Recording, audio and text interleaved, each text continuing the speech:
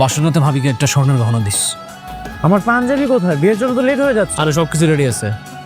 এই করিম কাকা, আপনার স্যারের জন্য পুরাতন বান্ধবীটা নিয়ে আসেন তো। এটা কি পাঞ্জাবি? আচ্ছা আমি কি এতটাই গরিব?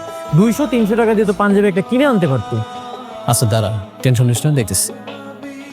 তাহলে সাম দিলে হান লাগতেছে আঙ্গ বান্ধবী রে। আচ্ছা হন, জামাই এটা কিন্তু আমরা গেট দেবো। 10,000 টাকার 1 টাকাও যদি কম হয় আমরা কিন্তু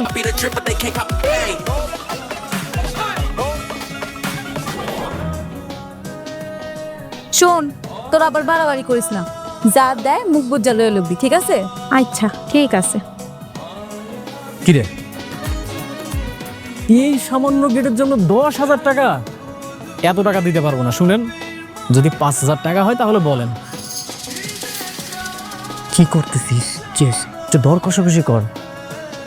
ওরা যদি জানতে পারে যে তুই 5,000 টাকা দিতে পারবি, তাহলে তুই বুঝতে পারবে যে আমাদের কাছে অনেক টাকা আছে। তুই একটা কাজ কর, 100 টাকা দে, তাহলে হবে। 100 টাকা? তুই তো ফকিরে দিল 500 টাকার বেশি দিস। এগুলো তোর বউয়ের শালী, বউয়ের বোন, তোর বউয়ের বান্ধবী, ফকির না। যেটা বলতেছি সেটা কর। আচ্ছা শুনেন, দেখেন আমরা হচ্ছে খুবই গরিব মানুষ, আমাদের কাছে কোনো টাকা পয়সা নাই, শুধু বাসায় যাওয়ার জন্য 100 টাকা রাখছি। আপনারা যদি রাজি থাকেন তাহলে 100 টাকা দিয়ে দিচ্ছি আপনাদেরকে। আমরা কি ভিক্ষা করতে আসছি দুলাভাই? আমাদের কি আপনাদের ভিক্ষুক মনে হয়? কি লাগবো না লাগবো এগুলো সব দিকে ফেলে দিস তো, কোনো অসুবিধা হবে না তো? চিন্তা করে না তো, জামাই সব কিছু গুছানো আছে। এখন থেকে তো জামাই এখানেই থাকবো।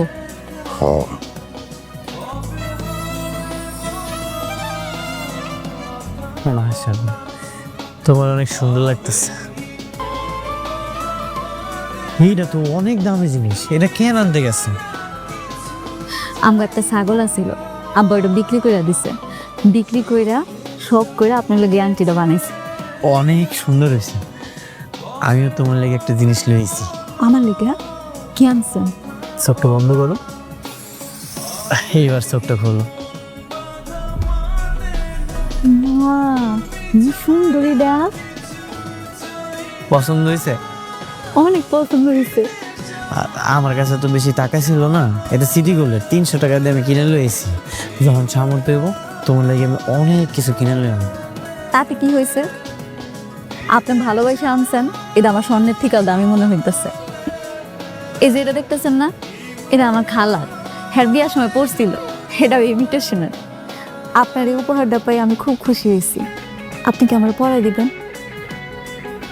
ঠিক আছে, দাও, পরে দিতেছি। কিরে, ভাবির হাটটা দিছস? হ্যাঁ হ্যাঁ দিছি। শোন, ওইটা কিন্তু 2 ভরি স্বর্ণের, প্রায় 3 লক্ষ টাকা দাম। ভাবির সাবধানে রাখতে বলিস। বাজার আনতে হইব। ও দে, ওই দোকানের ফাঁকে যে সময় পাই তাহলে পাঠাই দেবো নাকি না? দেখো ইলিশ মাছ পাও কিনা।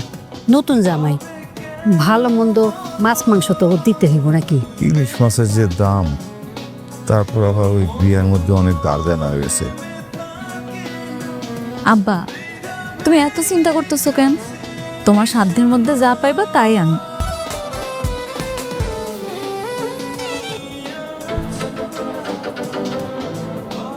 Good morning. কি অবস্থা? ঘুম ঠিকঠাক হয়েছে? প্রথম দেখি তোমার কেমন দেখা যায়। তুমি ভয় পাইতেছো কেন? যাও, আমি আছি না। ওই পাশে একটা শার্ট দেখছিলাম, ওই শার্টটা অনেক সুন্দর। ওইটা তোমার পছন্দ হয়েছে? ওইটা দিলে চিন্তা না করে ব্রেসটা পরেন, পরে এখানে বসেন। সর, বসতে বসেন। স্যার বকা দেন, আমার বকা দেন। কিভাবে কাজ করো? হ্যাঁ, প্রতিদিন একই কথা বলতে হয়, কাজই তো হচ্ছে না। যাও।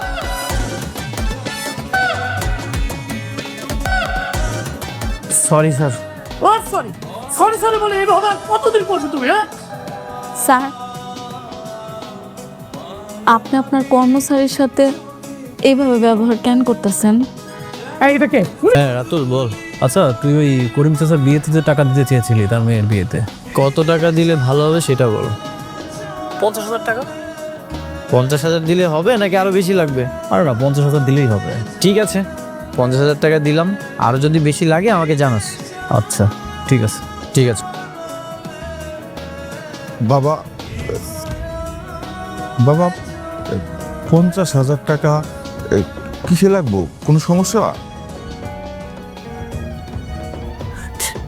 তেমন কিছু না আব্বা, একটা ভালো চাকরির খবর পাইছি।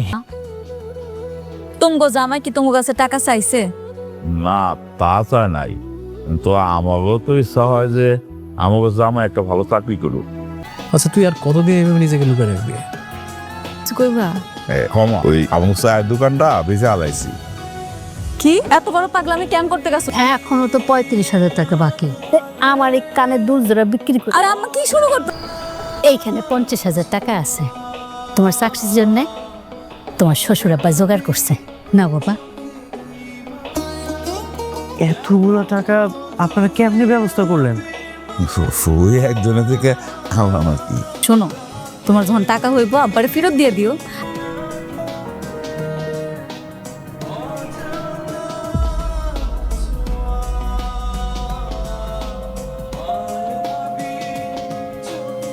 এত দামি গাড়ি, বডিগার্ড, দামি জামা কাপড়, এগুলা কই পাইলো? দাঁড়া, একটা ফোন দি। তোর কি মনে হয় এই প্রজেক্টটা হবে? আমার কাছে মনে হয়েছে মোটামুটি 85% ডান। আর এটা তো একটা প্রি মিটিং, আরও তো লাস্ট মিটিং আছে, ইনশাআল্লাহ কনফার্ম হয়ে যাবে। হ্যাঁ, হ্যালো। কই তুমি? আমি তো অফিসে, আমাকে স্যারের লেগে কফি বানাইতেছি। স্যার আবার ঘন ঘন কফি খায়। ও, কফি বানাইতেছো? আচ্ছা বানাও, পরে কথা কম। ঠিক আছে। তুই আমার লোকে এত বড় প্রতারণা করছিস, আমার আর আমার পরিবারের সরলতার সুযোগ নিয়ে এত বড় মিথ্যা কথা কইলি। মেঘলা, তুমি এখানে বসো, আমি তোমাকে সবকিছু বুঝিয়ে বলছি। কোনো দরকার নাই, তোরা বড় লোকেরা গরিব গুলোকে এত মজা করস। বিয়া কইরা আমার লাগে, আমার পরিবারের লাগে এত বড় গেম খেললি। তুমি আমার কথাটা বোঝার চেষ্টা করো, আমি তোমার সাথে কোনো গেম খেলিনি। তুমি এখানে বসো, আমি সবকিছু তোমাকে বুঝিয়ে বলছি। আমার আর কোনো কথা শুন, তুই আর আমগো বাড়িতে দেব না আমি না। মেঘলা,